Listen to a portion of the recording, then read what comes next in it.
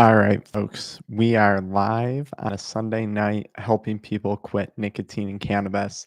So, what I'm going to be doing is taking questions. Um, so, if you're tuning into the podcast or if you're tuning into this not during the live, feel free to fast forward a little bit until some questions start rolling in, because that's when things really start to get juicy and pick up steam. Otherwise, I'm helping people quit right now as we go into summer of 2025. Today's June 8th. And I think summer is one of the best times to quit a substance. I'll make a full YouTube video on this topic later this week. But summer is just an absolutely amazing time because there's more to do for a lot of people. You can get outside, you can play sports, you can go hiking. There's just so many good activities to do during the summertime. So that's why we're rolling into this tonight. And we're going to go strong with this concept in June. All right, we got Jack Kelly, 3 weeks and going strong. Amazing, Jack. Guys, as you roll into this live tonight, feel free to ask questions. Even you, Jack, you're going strong at 3 weeks. Let me know, like, is there anything that you're dealing with? Any problems that you're having? Anything I could help you with? Motorcycle time. Yeah, so I don't ride motorcycles, but I do have an electric scooter, which is probably more dangerous than a motorcycle. The thing gets up to like 50 miles per hour, and that is definitely something that I enjoy doing. I wear full out motorcycle gear when I'm on it. I probably look like a little bit of a tool, but that's okay. I don't mind. Yeah, I definitely get an adrenaline hit off of that. All right, guys, ask me questions. Those of you who are tuning in, ask me questions about quitting cannabis, quitting nicotine, withdrawal symptoms. If you need help coming up with a plan, whatever it is that you need, now is the time to ask me. And if you're tuning into the replay of this, be sure to check out the link in the video description for more information. And also fast forward through this beginning conversation until things pick up. 5 days and 5 hours going strong. Patrick from Australia. It's amazing that we have people from all over the world. I think this all the time, whether I'm reading through comments or emails that I get on a day-to-day basis, or it's just when I'm working with people in our one-on-one coaching programs. Like, I mean, we have people from Canada, I have people from the Middle East. It's crazy. Egypt, like all over the world. I've worked with people. It's so cool. And one of the coolest things about that is the connections that I've made. I think I'm getting close to a point where I could travel to almost any country and be able to arrange to meet up with someone or like get a tour of their country if I was traveling, which is so neat. We got 3 weeks strong. We got 5 days strong. We got 3 days strong. Getting through the first 72 hours, incredible. Those first 3 days, I think, are really, really crucial for a lot of people. Since people are mentioning, we got 10 days strong right here. Reptile with sad human eyes. Look at that. Um, I'll say this, guys. So timelines that you want to consider. 3 days, 4 week, no, 3 days, 2 weeks, a month, 90 days, and then a year.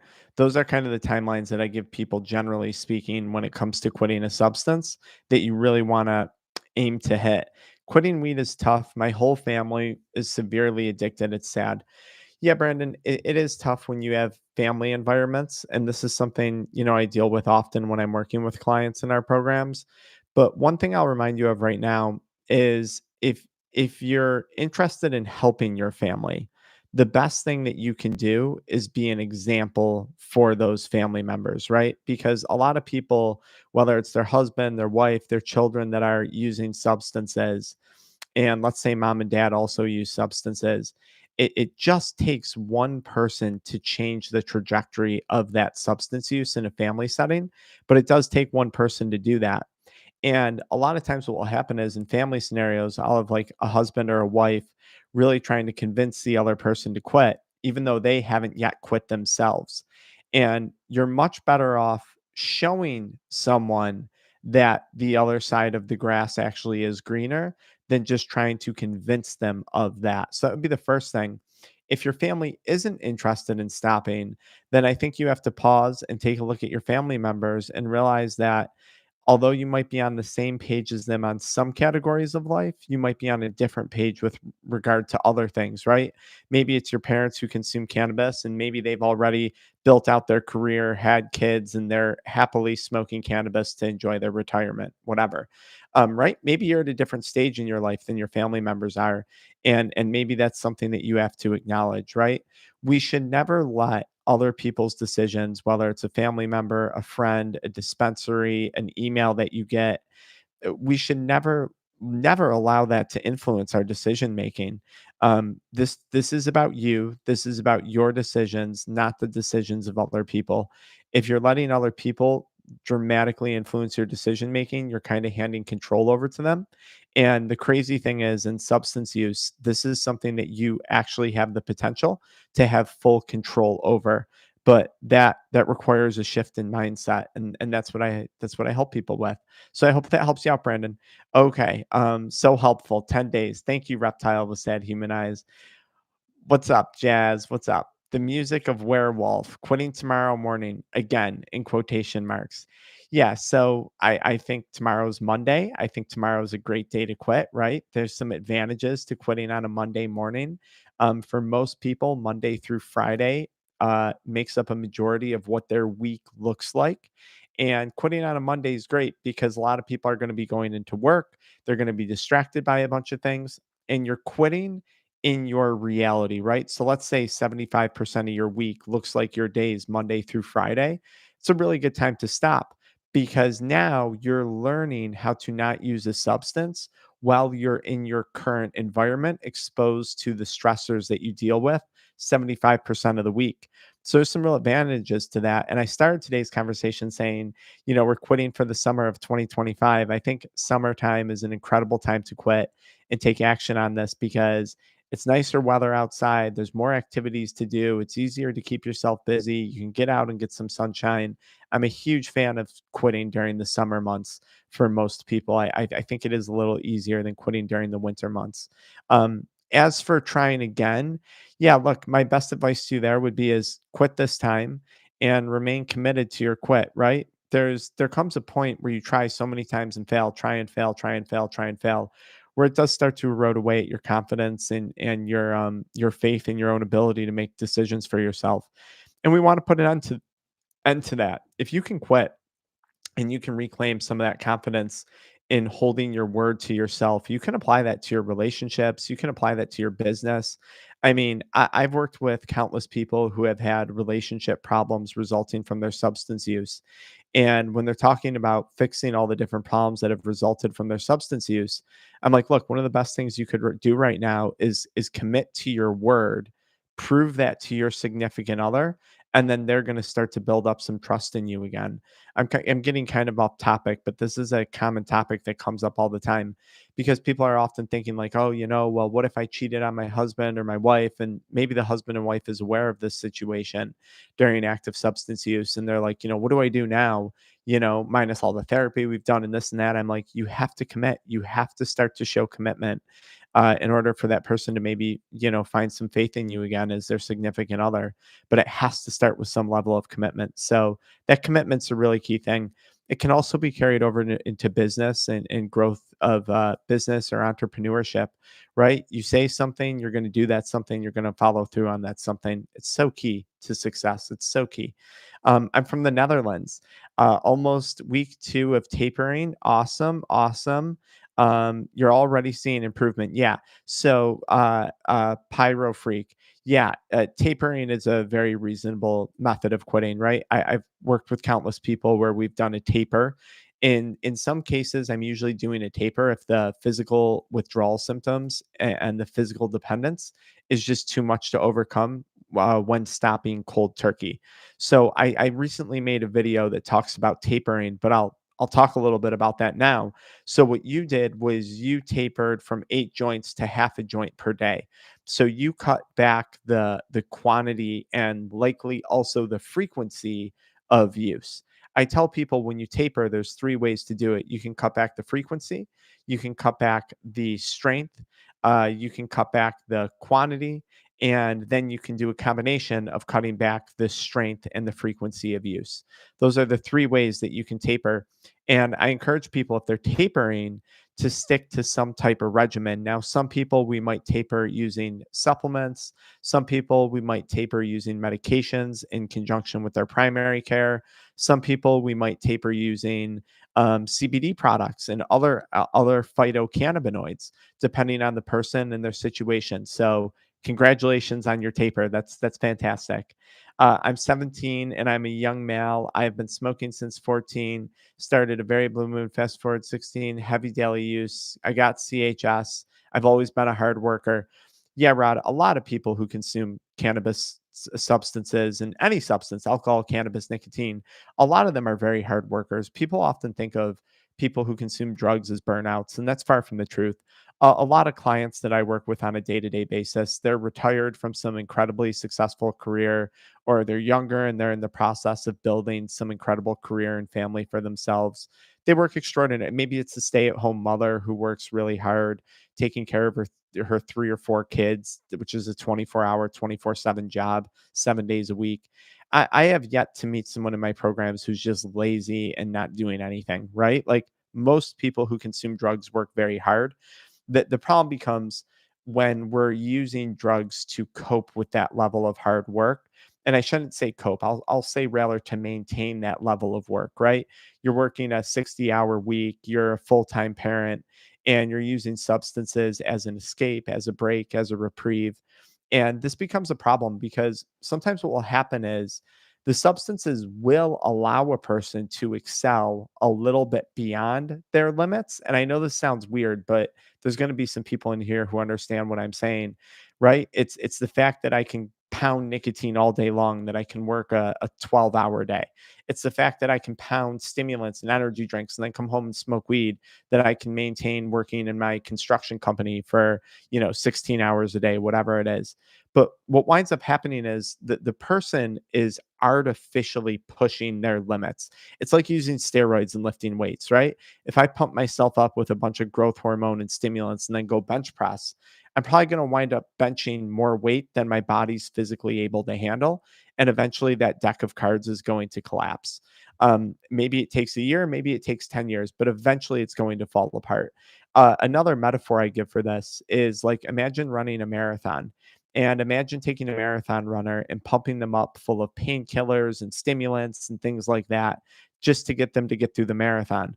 Well, if that person isn't properly trained, properly hydrated, if they don't have the adequate tools to complete that marathon, eventually their body's going to break down no matter how many drugs you give them. So, just something to keep in mind, right? Um, yeah, just something to keep in mind. As far as CHS goes, cannabinoid hyperemesis syndrome, look, at this point, once you've developed that, there is truly no benefit that you're getting from cannabis anymore. CHS destroys your physical health. In turn, it's eventually going to destroy your mental health. That could have a significant impact on your ability to perform at work as a 17-year-old who's starting their career. That could have a significant impact on your relationships one day. I mean, just the amount of time and damage cannabinoid hyperemesis syndrome causes to a person. There's no benefit in cannabis. There is none. Right? A lot of people though, when they're quitting, they don't see that and they don't initially feel better. So a lot of people with CHS will quit, but then they'll go back to using cannabis because they're like, oh, I stopped, but I don't really feel that much better. And if I'm going to feel like crap, I'd rather be high feeling like crap than be sober feeling like crap. And this is just such a flawed mindset that people have. I see the same mindset problem with people who are experiencing really bad physical withdrawal symptoms because they have a strong physical dependency to cannabis. How can I stop being so persuasive to myself when debating whether to smoke or not? Been struggling for a while, 21 now, started at 17, every day for more than a year. So um, right, saying no to ourselves is an incredible skill to learn. Okay. And this is a skill that you can then use to build up your success in life, right? We have to learn boundaries. We have to learn to say no. Whether you're a parent and you're saying no to your significant other, to your friends and your family obligations, maybe you're saying no to your kids on something, right? Maybe you're a business professional working in your career and you're having to learn to say no to friends and family because you're in the process of building your career. A lot of people with substance use really, really struggle with this, or at least I know I once did. And learning how to say no to myself was an incredible skill that I then took and carried over into my business life, my personal life. Like, I am a master of saying no to people now. And that has significantly advanced me in almost every aspect of my life, my mental health, my physical health, my career, and my relationships. Saying no is how you set boundaries with yourself and with other individuals. And it starts with being able to say no to yourself. So, one, how do you persuade yourself, Milky, to say no when you have a debate to smoke or not? Start to understand all the actual benefits of saying no to yourself. A lot of people, this is what I realize in my programs when I'm working with people one on one, which, if that interests you, real quick, we go live tomorrow with the next round of one on one participants for our addiction exit protocol. I only work with very limited amount of people each month just because I put so much one on one attention into it. It's all one on one support. The link is in the bio for that, okay, or the pinned comment. So, here's where you can start. If you can't say no to yourself consuming cannabis, find other areas in your life where you need to be saying no to people and maybe start there. Or maybe pick another area in your life where you need to say no. Maybe you spend impulsively. Maybe your nutrition isn't that great and you need to learn to say no to eating that slice of cake after dinner, that donut on the way into work in the morning or something. Find other areas in your life personally where you can say no to yourself and start there and practice that. And then one day you might get better at saying no to cannabis, or find outside external factors in your life that you need to be saying no to, practice it there, and then reflect on doing it yourself. This is where individualized help is so key, because I'm just Milky, I'm just shooting off a bunch of different ideas without fully understanding your personality and where your mindset's at. But hopefully that helps you out, right? Um, how do I keep my mind off quitting weed? Rod asked me. Let me go back to this here. We got a lot of questions rolling in here. Okay, Rod. So I think the best I forgot the question. Oh, how do I keep my mind off of quitting weed? So for me, cannabis and drug use was an obsession.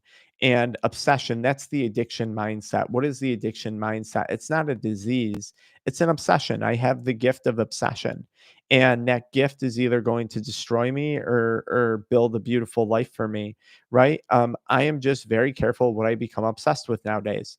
So I eventually kept my mind off of quitting weed by getting into social media. It started with making videos about chiropractic and back pain. And then I made videos about CBD and cannabis products. And then eventually, a year or 2 years after quitting, I really fell in love with social media. And I started to make videos about addiction recovery and helping other people quit substances. And now I've been doing that for what, 7 years? And I've helped, I don't know, thousands of people. So I really think it's finding other things that you eventually will become obsessed with. But here's the catch. You have to quit weed for a long enough period of time in order for your brain to figure out what the next thing it's going to become obsessed with is. And then there's another catch. Otherwise, you might really screw yourself. You have to make sure that that thing is something that's going to move the needle forward in your life and not move the needle backwards in your life. Okay. So understand it's not going to happen overnight. It's going to be impossible early on to keep your mind off of quitting weed. But stop making quitting weed about weed too. That would be my other advice, right? Like, why are you actually quitting? A lot of people don't know how to answer this question. I find when I'm working with them, people will say like, "Oh, it's usually one of these three categories: physical health, mental health, so health, wealth building, relationships, or something related to spiritual or faith based well being." Okay. Those are the four most common reasons people usually want to stop. So, why do you value each or all of those things? Why do you value the things in life that cannabis is taking away from you? How do you keep your mind off of smoking weed and quitting weed? go focus on those things. Now, another tip on this, I just released a video on this today, actually, that's super important. It's a whiteboard video that I did for you guys. So check that out. Today's June 8th. If you look through my YouTube to watch that video, it's called Three Mistakes to Avoid When Quitting Cannabis. Um, D don't so people will quit weed, and then they'll have a bad day, and they'll blame it on not smoking weed. They'll be like, "Oh, I didn't sleep well," or "I got in an argument with my wife," or "My kids, they were really running my patience," or "My business is really driving me nuts. I don't have patience for my employees right now." And they make it about weed. They're like, "It's because I didn't smoke. I'm irritable. I'm going through withdrawal." And I always remind people, like, "No, it's because you have 3 young boys." I'm working with a business professional, a medical professional right now who's a business owner in medicine. And they have 3 boys, 3 really highly energetic boys. And sometimes this person will say to me, I'm so frustrated today because, my kids and this and that at work and it's the cannabis withdrawal. And I remind people like, no, it's not. Like you got 3 kids who are terrorizing your house. You have a massive, multi-million dollar company you're trying to run. This has nothing to do with your stress. This has nothing to do with cannabis withdrawal. The irritability you're feeling has nothing to do with cannabis withdrawal. This is the life that you got right now. And we got to figure out how to make it easier for you. And step one is going to be quitting cannabis so you can eventually tolerate these things better. So what we're doing in that example is we're making it not about weed. We're looking at other lifestyle factors that influence how we feel on a day-to-day basis. You do that, plus you focus on other things to get obsessed with that actually you have passion for, that you actually want to be pursuing, and you give enough time for your brain to figure that out. And eventually you're not going to be focused on weed anymore. Okay. Um, yeah, I remember when I had less than 5K subs too. Thanks. We've had some incredible growth on this channel. Thank you to the lovely community that you guys make up on here. I think we have one of the most supportive, inspiring, encouraging communities on all of YouTube. And that's really thank you to you guys who make it all possible. You guys have no idea how much I appreciate that. Currently on day 6 sober, huge change in motivation, joining the army, cleaned up my house, cooking meal prep. It's so much better. Anytime, anytime. I'm glad that you're getting a taste of what it's like on the other side. I tell people, even though I'm very confident I could moderately consume cannabis now. I have no desire in it. I've gotten a taste, a real taste of what sobriety is, and just how incredibly enjoyable life can be. Family life, business life, spiritual well-being, financial well-being.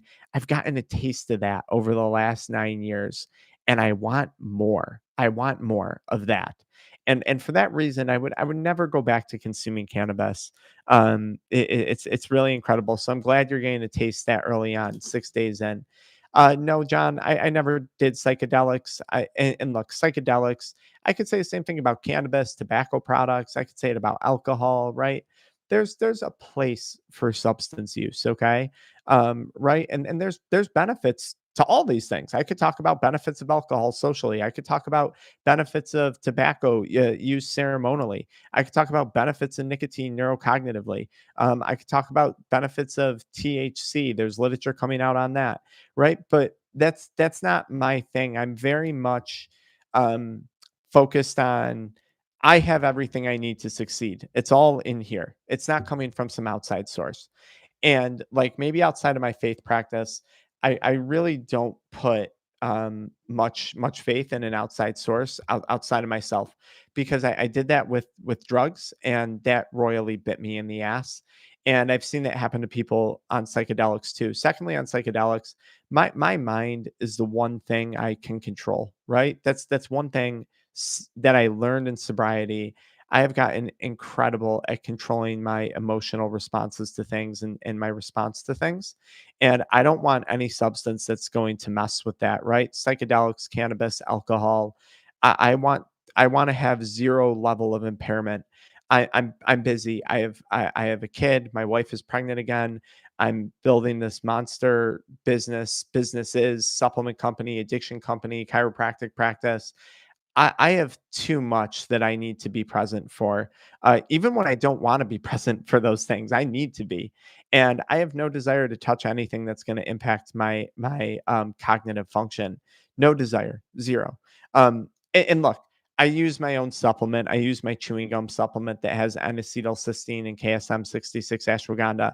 So I'm not against substances. Okay, I'm just very, very cautious of what I consume. Right, it has to benefit me neurocognitively, and I understand for some people psychedelics might do that, but not for me. Okay, I quit nicotine with your help of your videos. Fantastic. Anytime, guys. Anytime. I'm happy to help. 1 year and 3 months sober, off the weed. Anthony, look at that. Kevin Diaz, I'm quitting smoking weed because I have a newborn baby to take care of. At least not smoke on a daily basis like I used to when I was single. Yeah, Kevin, family's an incredible motivation to stop. Look, the reality is if you're a parent, you're a grandparent, maybe you're a business owner listening to this, maybe you got employees, there's people who count on you, and especially being a parent, like you brought that child into this world. Like that child didn't choose to be here. I'm being a bit of a hard ass right now, right? Like you brought them into this world, and it's I view it as my responsibility to provide for my son and to provide for my wife and to make sure that they are well taken care of and they have everything they desire. I really feel firm on that. And in order for me to do that, in order for me to live up to that responsibility, which is an incredible amount of pressure, I need to be present. I need to be functioning to my full cognitive capability. And I have a responsibility to take care of myself physically. If I'm smoking cigarettes, smoking weed, drinking alcohol, destroying my physical health, one day I'm not going to be here for them. And if I'm doing all those things, that day is going to come sooner than later, probably sooner than I had to have everything in place that I want to have in place for them. And I'm not going to risk that. So, Kevin, incredible, incredible motivation to stop. And I'm very proud of you. Even if you're moderating and cutting back, fantastic. Um, Mainly quit to work towards a job where I need to not have THC. But as I get further, I see my relationships with my parents improving drastically. Yeah. And not only that, man, think about how much better you perform in your career when your relationships are healthy. So many people think smoking weed just damages their career because, whatever, they're lethargic and their memory is impaired and their cognitive decision making is impaired. But that's not it. I've worked with a lot of men who have had significant damage to their relationship with their wife or their kids from cannabis consumption. And a lot of these men are very high performing individuals, like lawyers, medical doctors, engineers, architects, all people I've worked, CPAs, accountants, day traders, financial analysts, realtors. And they're like, oh, it's impacting my work negatively. And I'm like, why? And they're like, oh, I get brain fog and I'm tired in the mornings. But then I learned a little bit more about how it's impacting their relationship. And I'm like, think about how much better you'd be able to focus on your career if you didn't have all this relationship stress that's also resulting from your cannabis consumption. Suddenly it's like light bulbs start going off in their head when we start to identify these things. Like I said, everyone's reasons why they're quitting are so unique. And I find in working with people one on one, a lot of people don't even fully grasp why they're actually wanting to quit. And that's so important because once you fully understand that, it makes stopping using 1,000 times easier. But if you don't identify that, it's very hard to have an objective to work for. And for people who are business oriented, for people who are high performance, we need objectives. And if you don't even have clarity on your objective, it's hard to stay motivated. It's hard to put together a plan. And I noticed just like a lot of people don't have this. Hence why we have the one-on-one coaching, hence why it's such a tailored approach. You get into like 12-step programs and these big group recovery things, and it's this blanket approach for people. And you just can't do that. And it's so weird because like even in these blanket approach programs, they're like, well, your experience is unique to you. And then they're like, but anyways, here's a blanket solution. And it winds up not being a solution for like a majority of the people in it. It's so strange. Anyways, okay, getting back on track here. Um, Quitting for a job, shout out to our channel sponsor, Exploro. Okay, there is a brand on Amazon called Exploro, highly sensitive THC test strips, and they have a highly sensitive test kit that test at 20 ng per ml, 50 ng per ml, and 100 ng per ml. So if you're going out for a job, check out Exploro test strips on Amazon. They make nicotine test strips as well too. They're really an incredible company. They provide so much education when it comes to THC detox. I just interviewed Dr. Matthew Nussi in a video about THC detox, specifically with regard to employment purposes. So check that out if you get a chance. I've been smoking Delta 9 disposables for a good year. Is quitting that the same as regular weed or THC? Yeah, Noah, absolutely.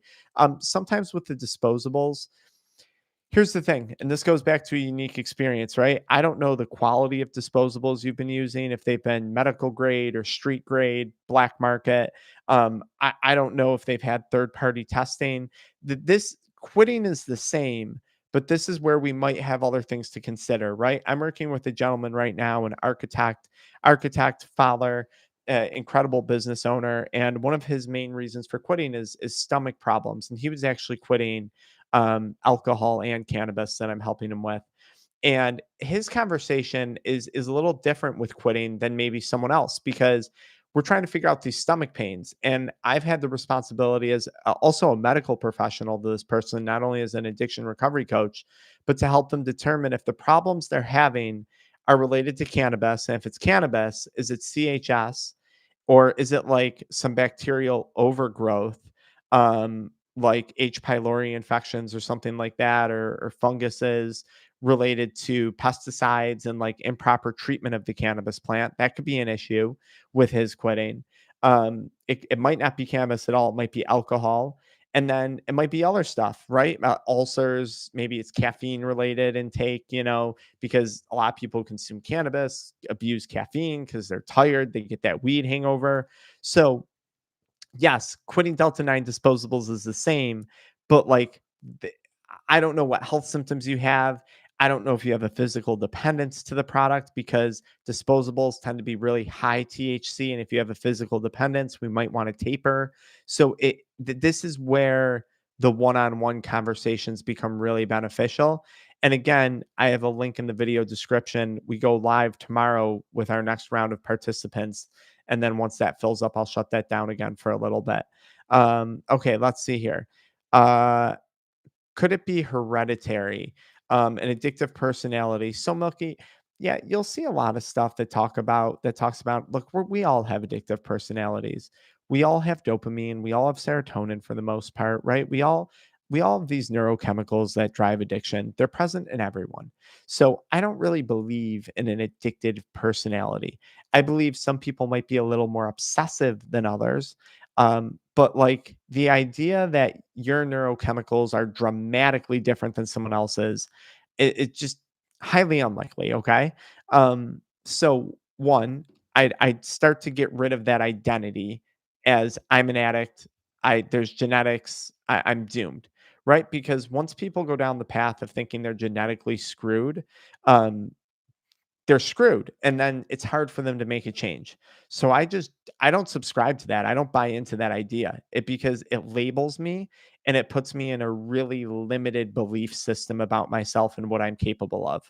And there are thousands, millions of examples of people who defy genetics, who defy the laws of physics every day, proving what they're capable of, right? So, I mean, you can talk about this financially, people who overcome, growing up super poor and they build a monster business for themselves. You see people who defy this physically, someone with fake legs, amputee who then completes a marathon, right? Who's that guy, Blade Runner or whatever. Maybe that's a movie. Maybe I'm mixing things up. But like people defy their genetics every day. So don't subscribe to that, right? Like just don't go down that path, right? Prove the genetics wrong. And listen, we're all screwed by genetics, right? Like all of us have genetics to develop cancer. All of us do. Cells start to mutate oddly and cancer develops. We all have that. But your environment is what's going to influence the activity of your genetic predisposition to something happening.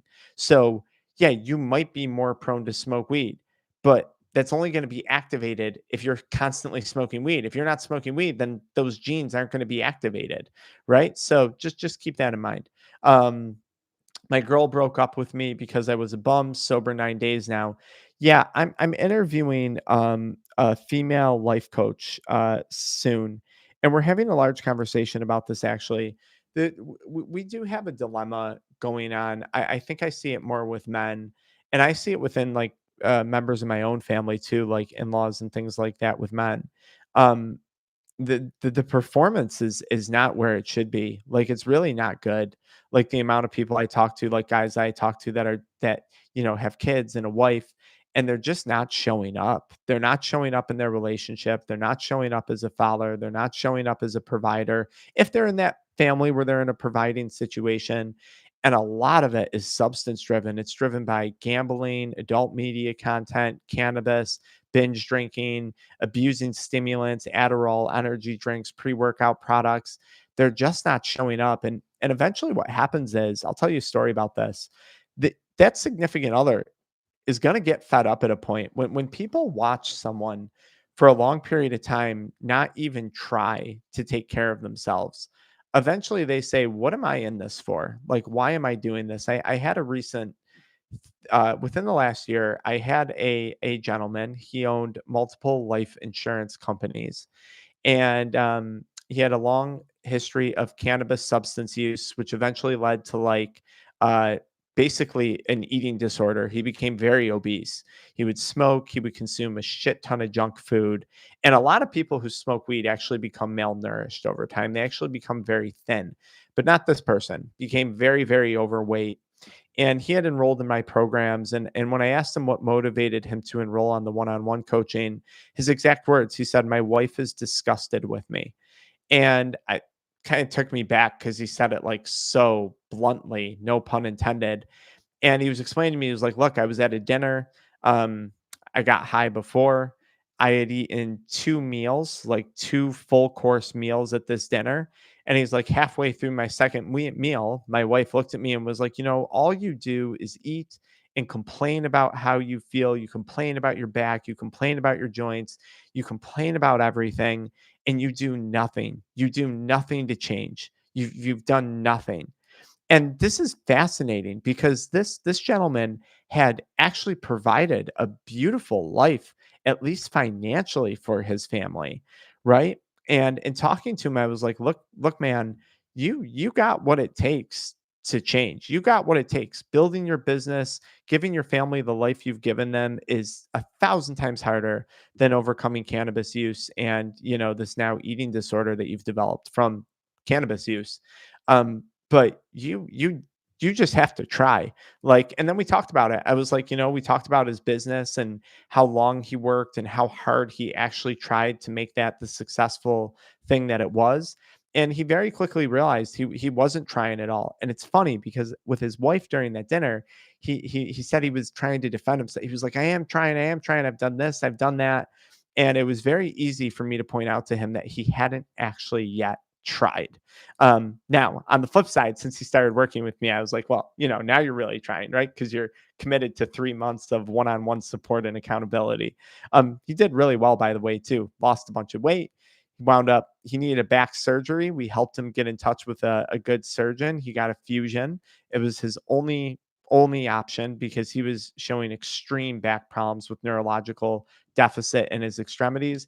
But like, I mean, truly turned this person's life around. I mean, really incredible, and maybe even saved a marriage. So, okay, how do we make that? I'll make caffeine videos. That's no problem. I'll make more stimulant videos, guys. Yeah, I have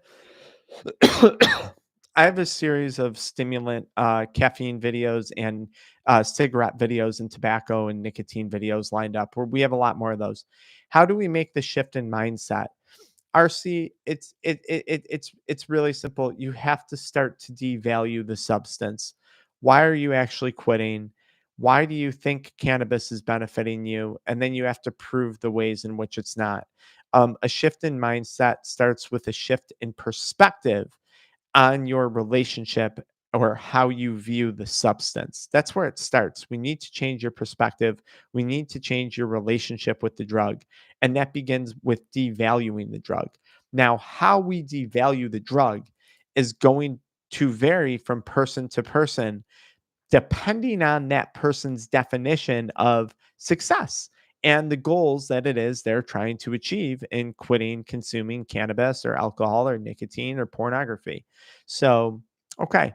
Um, Anytime, Nick. I'm happy to have you here. I'm looking forward to the journey, although it's been super rough. Listen, the hardest things in life are often the things that are most worth it, right? Having a son that's 2 years old, I don't know. Having kids has been the hardest thing I've ever done. It's about to get a lot harder too. We have a little baby girl on the way. My wife, we just announced. So, right, it's the hardest thing I've ever done.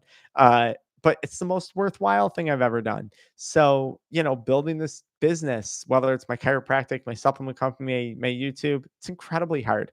I know I'm on here and I'm smiling and I'm having fun with you guys because this is fun, but there's stuff behind the scenes that you guys just that you don't see. It's personal to me and you don't see all of that, right? Um but the hard stuff is the most worthwhile stuff. The payoff is the best, right? So awesome. I'm glad that you're sticking with it. It's gonna pay off. It's gonna pay off. 2 weeks sober. Um, we can do it. We can quit being addicted. You can quit being addicted. And quitting being addicted starts with deprogramming yourself from identifying as an addict. You have to stop seeing yourself as an addict. You are not. You're so much more than that. That I can assure you. Maybe a lot of you guys just need to be reminded of that, which is crazy because other programs, all they do is drill it into a person's head that they're an addict. It's crazy to me that other programs do this. Like, no wonder why addiction is such a problem here in the US. I can assure you that's not something we do. All right. Yeah. Love right back to you, William. Love right back to you. Um, Brandon, why is our channel low on views? I don't know. It's probably a skill issue that I have that I'm working on, but I got some cool stuff. I just bought a brand new whiteboard. I got some big technology upgrades here. We're always reinvesting any money I make back into the business, back into helping you guys, back into helping more people quit. Right? It's your guys' support, which gives me some financial means, which allows me to put more back into the business. The more I put back into the business, the more people we help, the more people I help. I make a little bit of money on the side from it. It's awesome, right? It's just like it's a really beautiful. It's beautiful. It's beautiful. So we'll figure out the views over time. We'll figure it out. It helped me stop smoke. Look, I want to actually say something about the views. I easily could have sat here and I could easily blame it on YouTube. YouTube demonetizes a majority of my videos because I violate community guidelines because I talk about cannabis. Um, there's a million external factors I could blame our low views on, but I won't. I refuse to do that because then I'm putting YouTube in control, or I'm putting some outside thing in control. And if I've learned one thing from sobriety, it's taking absolute accountability for the outcomes in my life that I'm experiencing, good or bad. And I and that's why I say it's my skill issue that we're getting low views. I'm not gonna blame YouTube. I'm not going to blame being shadow banned. I'm not going to do that. I'm not going to give that control to YouTube or Google or whatever. I'm going to look at it as my own problem because if it's my problem, it means that I can find a solution to it. And that's how I view so many things in my life now. It's a game changer. It's actually made me a significantly happier individual. Just extreme accountability for my actions and the outcomes of things that I experience. This is a game changer for people when they quit consuming drugs, especially if you're a business oriented individual, right? Um, okay. I'm free. X-ray band vision. Fantastic. That is awesome. Okay. Uh, how to stop weed if you have so much access to it. I deleted my suppliers. I remember them and I relapse. I get a moment of freedom. Well, first of all, you don't relapse. You choose to go back to using the substance. Don't say that you relapse. Relapse would imply that you spontaneously combusted into typing in your dealer's number on the cell or on Snapchat, coordinated a meetup with them, spontaneously handed them money, spontaneously consumed a drug and got high. None of that was spontaneous. It was very rational. It was very thought out. So the first step to stop relapsing is to stop saying you're relapsing. Start to identify why you chose to consume the substance again. Take control of the situation. Take control of your mindset. Okay, that's where we start. Secondly, um, you're trying to run from it. You're deleting their numbers, you're trying to forget their numbers and all that stuff. Stop running. You have to get to a place where you no longer desire the substance. And that starts with devaluing the substance. And how you're going to devalue it specifically is probably going to be rooted in the reasons why you're trying to stop. Right, Terry? I've seen I one of the first people I worked with in our one-on-one programs was a medical doctor who actually worked in addiction recovery, and this physician had an addiction to delta 8 carts when they called me. And what happened was they were addicted to delta 9 THC. They quit and they moved out of state. They moved to a state where cannabis wasn't legal, so they tried running from their addiction. And this cannabis, delta 8 became legal in that state, and the moment it got like into gas stations and vape shops, this person ran to the vape shop, got delta 8, and then just started consuming it like crazy. Now, working with this physician, this individual whose job who had an addiction recovery clinic. They worked mostly with like opioids and fentanyl, and they, mostly in the realm of prescribing Suboxone and things like that. But I explained to them, I was like, one, you're still identifying as an addict, so that's a huge problem. Two, you can't run from substance use. So you're telling me you thought moving it from state to state was just going to completely kill the desire to ever use the substance again? You can't run from this. You can't run from yourself. You can't run from your mindset. You can only change it. You can only reframe it. I see this all the time. People will go on retreats, they'll go on vacations, they'll go on cruises, and they'll say, okay, this is how I'm going to quit.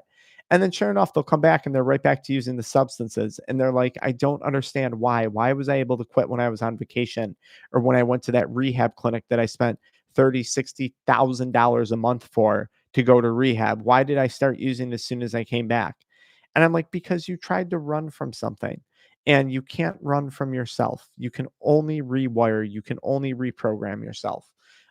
Right? That's what we help people do in our programs, which I linked in the video description. And I keep emphasizing that because tomorrow we go live with that. And I guarantee you within a week, we're going to be completely filled up with the available seats in our one-on-one coaching for the month. And then, we'll close it down for a while, and then we'll start it up again, because I can only work with so many people at one time each month.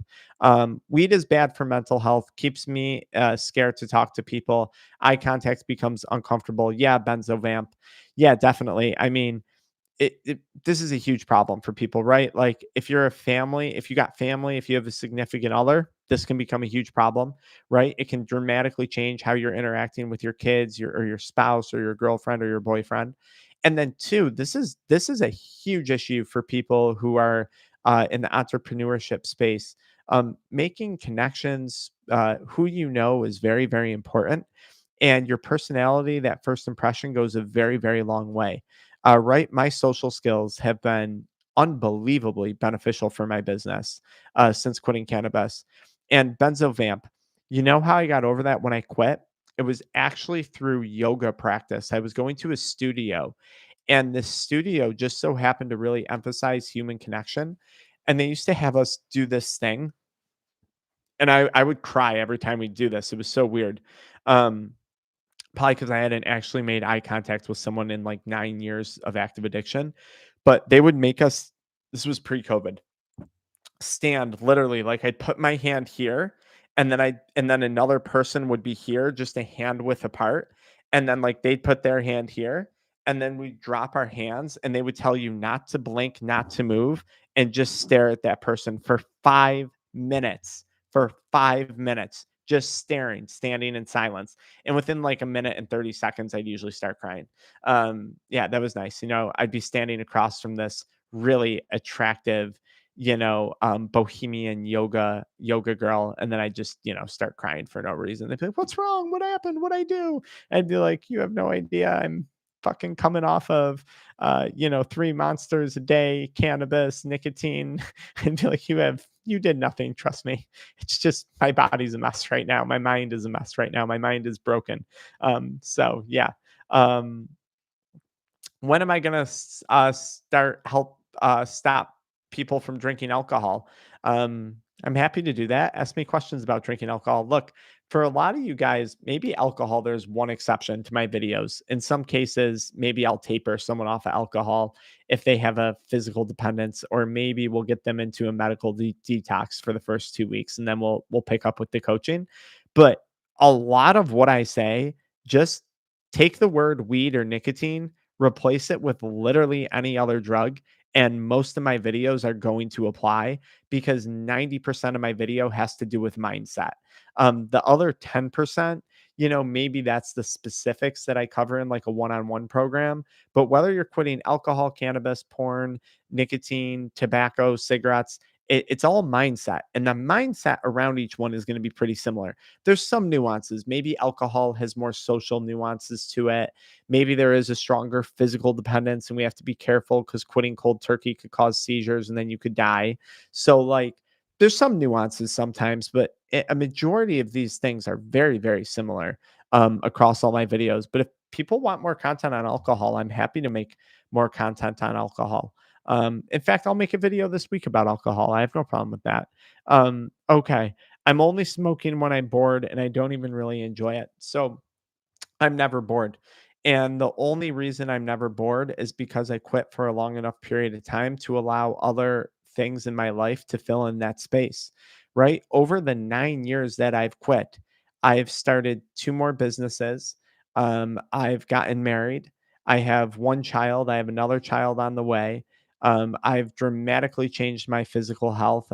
Fitness has become a very big thing for me.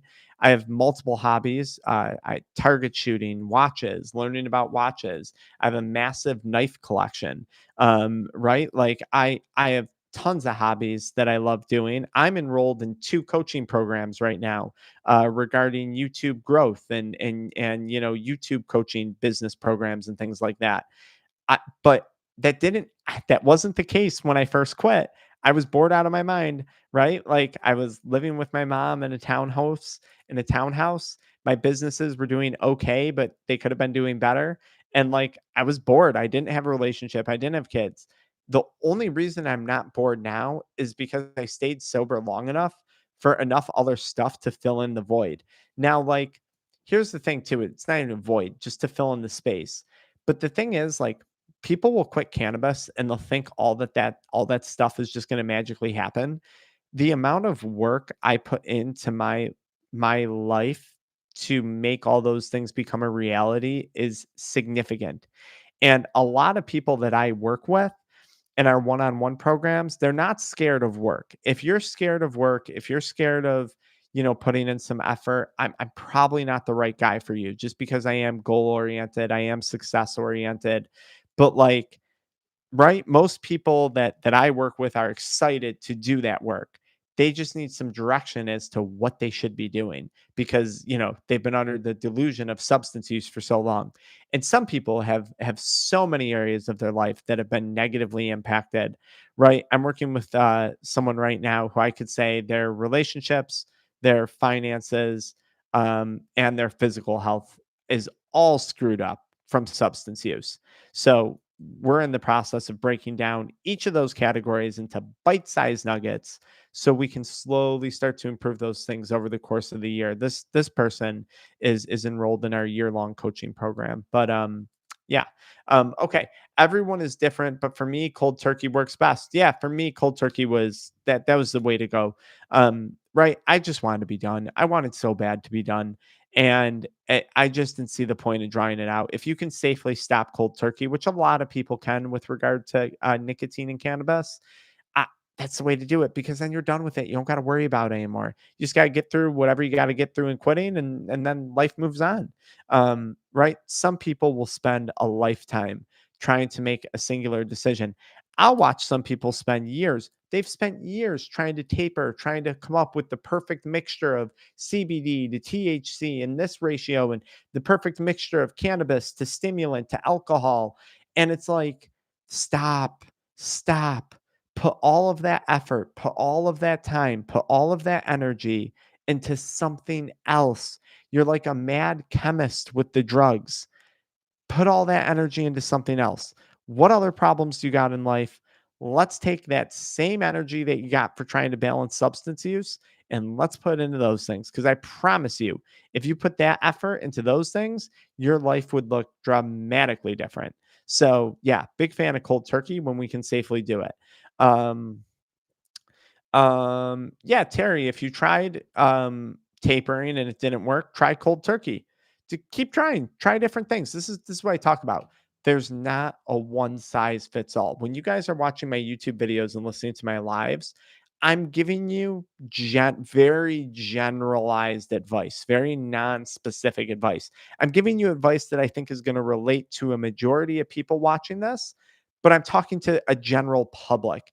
It's very different when I'm talking to someone one on one because your living environment, your physical health, other substances that you might be consuming, your work and career environment, all of these things are going to play a role in what we're doing when you're quitting. And there's not like a one size fits all to that, in my opinion. So, I don't have the ability mentally to calm down anxiety and stress. I'm constantly stuck in tight fight or flight mode since quitting. So Tyler, there's so many things you could do, man. One, what are you so stressed about? That's where we have to start because sometimes that anxiety has nothing to do with cannabis. It has to do with the fact that you've been using substances for years or however long you've been using them. And there's now situations in your life that have been negatively impacted. You now see that and you are now acutely stressed about those situations. And that stress is your body and brain's way of telling you, hey, you got problems that need attention. Now, there's ways to mitigate that if that's what you're going through, to lessen that. And it's figuring out where that stress is coming from, breaking it down into bite-sized pieces, and then developing actionable steps that you can take day to day to start to alleviate that stress and address those problems. That's really how we're going to get rid of it if that's what's affecting you. Now, maybe it is just an endocannabinoid system dysregulation. Maybe CBD would be a product, or CBG or CBN would be an option for you. Maybe like our chewing gum supplement, which mine is downstairs because I was traveling and it's in my luggage. I always use my chewing gum supplement, Kick It Crave Less chewing gum when I travel because I travel with my family and all my in laws. They're all Italian. They're freaking wild. I got my little 2-year-old, just exhausting traveling with everyone. So, and I'm wild too. So, like, just exhausting. So, I always chew my gum. But using something like KSM 66 or N-acetylcysteine might be helpful in alleviating stress. Maybe it's a different supplement, like maybe you're stressed because you're fatigued throughout the day because of cannabis withdrawal and you can't get all the things done that you're trying to get done. And maybe implementing some creatine monohydrate into your regimen would be beneficial. Right? People don't think about stuff this way. Maybe you're just stressed because you still want to consume cannabis and you're getting cravings for cannabis, and that craving is throwing you into a fight or flight response, and that's stressing you out because you never really let go of cannabis. Tyler, so I'm not sure why you're stuck in that situation. But there's so many things. Oh, you're also coming out of psychosis, I see. So it's very stressful. It does get better. I had psychosis for a period of time. It does get better. It can take a little bit though. It does get better. The best thing you can do, Tyler, is talking to people, have conversations, talk therapy, just be around people who are reassuring you that you're going to get better and who are helping you get better too, right? Very important, Tyler, that you're talking to the right people right now. That's going to be the most beneficial thing for you. Once that psychosis lifts, your stress is going to go down significantly. It's very hard to function day to day when you have psychosis. I know what that's like. um, Weed's not a drug, it's a plant, says the cat guy gaming. Yes, so all drugs start with plants, even pharmaceutical drugs, a majority of them start with plants. Statin medications to reduce cholesterol start with plants, red yeast rice specifically. Right? What is it? Aspirin starts with white willow bark. That's an herb. Cocaine is a drug, and that that's a plant. Opium, opioids, opium plant, that's a plant. Right? Tobacco is a drug. Nicotine is a drug, and that starts with the tobacco plant. So all drugs start with plants, unless you're using synthetic substances. Psychedelics, mushrooms, those are plants. Those are drugs. Right? So yeah, alcohol is fermented from wheat, right? So that's a plant, right? So yeah, I don't know. Um, okay. Um, I feel like I've permanently damaged my amygdala. Yeah, a lot of people will say this to me, and I felt this way before. Like, I feel like I was too far gone, especially when I had psychosis and depersonalization and that stuff. But it's highly unlikely that that's the case. Okay. Unless you have some major cognitive impairment, and that cognitive impairment has lasted over a year, it's very unlikely. Okay, Tyler. Like, I don't know how long ago you quit. And I tell people you can't make any judgment on how you're feeling mentally, physically, at least until you're beyond 90 days. And when we're talking mental impairments, probably a year. And when I say a year, I mean a year of really supporting your mental health and taking care of yourself before you make that call. So I'm going to guess, like many people that I've worked with in the past, you're making that call way too early on into your quitting process. The chances of having permanent damage are slim. Now, did have a client recently who was diagnosed schizophrenic and type 2 bipolar. There, with the schizophrenia, there's definitely a chance of permanent mental impairment there. That's another major reason why I would never touch cannabis again. The chances, if you have psychosis and you have 3 or more episodes, the chances of becoming schizophrenic later on in life are so high. And I just have no interest in messing with that at all. Terrifies me. Okay. Let's see here. 5 months strong craving, even though I haven't acted. Don't want to throw it all away. Any advice? Um, Raul, I don't know. You're doing 5 months. You're doing pretty good. Why don't you want to throw it away? Because some people will quit and they actually like to keep a little bit of it around just to prove to themselves that they don't have to consume it. I was actually working with a psychologist once in our one-on-one programs. I work with a lot of medical professionals, and I've noticed a lot of attorneys too in our one-on-one coaching programs. But anyways, I was working with a psychologist for a stimulant addiction. This individual was addicted to Diet Pepsi Max, and it's like the hyper caffeinated version of Pepsi. And when we eventually got this individual to stop, one of the techniques that we used was they still this day have a very old Diet Pepsi Max sitting in the back of their fridge, and they chose to do that because it was a reminder that, hey, even though it's there, I am actually in fact stronger than a can of Diet Pepsi Max, an inanimate object that has no ability to manipulate me or control me. And this psychologist reminded themselves of that by keeping some of this stuff around. So my again, Raul, I can't really answer your question because I don't know why you're holding on to this stuff. Um, okay. Let's see here. 200 days sober, had CHS symptoms for a year. Good luck. Didn't think it was possible, but I did it. Congratulations. The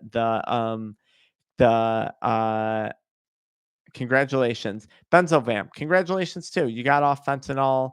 Now you're on hydromorphs, much weaker. Congratulations. Awesome. Harm reduction. Great. Yeah, you can definitely have CHS without vomiting. Stage 1 usually starts as just nausea and weight loss. Stage 2 is vomiting, and then stage 3 is recovering. You can have stage 1 of CHS for years before it turns into the vomiting stage. But again, so many people I've worked with that have CHS, and in many cases, what we'll do is we'll refer them to a gastroenterologist to get H. pylori testing and other testing done, gut testing, because sometimes it's CHS, sometimes it's bacterial overgrowth, sometimes it's something else related to the contaminants in the products that they were using. Like if I'm working with someone who's been quitting black market products, I'm usually always referring them, if they have gastrointestinal issues, to a GI specialist to get testing done, just so I know what we're treating. Because a lot of people will assume they have CHS, and in some cases it's not CHS. In some cases, people uh, don't have CHS, but and they don't think they have CHS, they think they have something else, but it's actually CHS that they have. So, yeah. Okay. Um, is there a good body cleanse that can help accelerate the detox process, not at masking agents to pass a drug test? The best way to pass a drug test is to quit.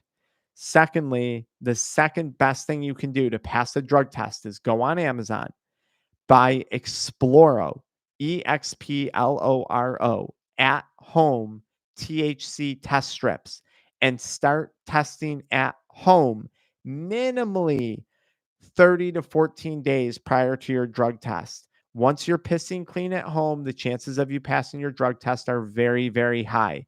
Exploro, highly sensitive THC test kits. Now, Danny, Exploro also offers a masterclass on THC detox and products to help. So check out their products. They will answer your question. I think charcoal would be the only thing. I know charcoal works for alcohol. I know milk thistle can also help speed up the detox process and support the liver. But really, yeah, it's going to be like lifestyle stuff and maybe charcoal and milk thistle. But go check out Exploro and take their free masterclass on detox. It's going to teach you all about that. Um, okay, let's see here. All right. Let's see here. You have to be very careful with exercise if you're detoxing. When you exercise, especially if you're weightlifting and breaking down fat, it can actually cause the breakdown of fat, which can cause the release of THC byproducts back into your system. This is why sometimes after people quit using cannabis and they work out a lot, sometimes they'll actually feel high after working out because they're getting that release of THC back into their system. But that can make you pop positive on a drug test. So be a little careful with exercise. You should not be exercising right before a drug test or anything like that. If you were smoking recently, that will increase your chances of failing. Um, 2 weeks sober from Mary Jane because of my post. Congratulations, Carson. Um, okay, let's see here. Quit 5 days ago, quitting cigarettes today. Life feels better. Fantastic, the struggler. Fantastic. No, thank you for the donation. You guys don't have to make donations at all. But do I not smoke at all anymore? No, I don't smoke at all anymore. If I wanted to, I could. Same thing for tobacco. If I wanted to have a cigar, I would. It wouldn't bother me. That's something that I try and explain to people. Like, I don't care about being sober. I really don't care. I care about other stuff in my life, and sobriety has made achieving those things significantly easier. It's made my business significantly easier to run. It's made my family life significantly better. My physical health and mental health is significantly improved without drugs, and that's why I don't smoke. If smoking didn't impact those things negatively for me, and I truly enjoyed it, I would smoke. I don't a lot of people in recovery, I don't consider myself to be in recovery. I don't even like saying I'm sober, to be honest, because I don't care. I want nothing to do with the addiction and the recovery and the sobriety space. I just have to use that language so people find me on YouTube. But like, I don't value that at all. Like, I value building a better life for myself and my family. And sobriety was a clear step in doing that. Okay. So that's why I don't smoke or drink. It just doesn't make sense for me to do it. But like, if I were to have a drink, which actually, when I was traveling recently, I did have like 2 ounces of wine. And then I was like, I don't want this. I don't care. A lot of people in my position would have had 2 ounces of wine and been like, "Oh my god, I haven't drank in 5 years. I just threw it all away, blah, blah, blah, blah, blah." No, I don't care about the fact that I don't drink. I just don't drink because it negatively impacts my energy levels. It makes my sleep shitty, and then I can't perform the next day in my family and my career. So I don't drink. Period. That's it. It has nothing to do with some moral high ground of sobriety and being sober. Okay. So no, I don't do those things anymore, but that's my disclaimer to why I don't do them anymore, if that makes sense, okay? But look, sometimes I'll eat junk foods. I'm not perfect, okay? I've screwed up on adult media content from time to time. Like I'm not perfect, right? Keto will detox you as you burn fat. Keto and fasting does help detox faster because it breaks down fat. But remember, if you have an upcoming drug test And again, if you have a drug test, check out that Exploro on Amazon, EXPLORO, highly sensitive THC test strips. If you're fasting, you're going to break down fat, and then that could release THC back into your system, and then you can pop positive on a drug test, even if you were testing negative prior. Okay. Yeah, a lab test from LabCorp. Yeah, a lab test is a really good way to do it. I don't know if they did urine or blood. I'm not sure. Okay, let's see here. Expectations of withdrawals. Yeah, that was a great video. I'm glad that that helped you. I was trying to quit using Nicorette lozenges. It gave me chest pain. Is that normal? Yeah, that can happen. I don't know what strength you were using. Um, that can happen from Nicorette. Yes. I don't know what strength you were using though. I also don't know exactly what the chest pain was related to. Did you have anxiety when you were quitting? Um, did you start exercising real aggressively when you quit? Um, maybe try a patch. When I'm and again, everyone's situation is so unique. But if I'm doing like typically a form of nicotine replacement therapy with someone, I'm usually using a patch, and for a majority of people, we're using a 7 milligram or a 14 milligram patch, but it just depends on the person. Okay, let's see here. Mood swings suck. Yep. Let's see. Uh, I work in commercial construction. The activity helps as long as it's not too strenuous. Yeah, I'm a fan of physical activity. I love physical activity. I love staying busy. All right, guys. It's 11 o'clock. I think I gotta go to bed here. It's been a busy day. All right, guys. And chosen woman over weed all day, every day. This is a half. Super late where I am, folks. Glad to have you. All right, you guys. This was a fantastic conversation tonight. I hope it helped you out. If you need help, if you need some accountability, if you want to learn more, check out that addiction exit protocol. Okay, it's where I work with you one on one. I help you come up with a plan. If we got to taper, moderate, quick cold turkey, we'll figure all that out. And most people I work with, guys, I'll just give you a heads up. They tend to be like business oriented individuals, high performer parents in a family life. And I have a lot of retirees that I work with too, who are just trying to enjoy that next chapter of their life without substance use. So, yeah. All right, guys. Good luck. Link in video description, link in the pinned comment. We'll do a live again in about a week or so. Until next time. All right. How do I end?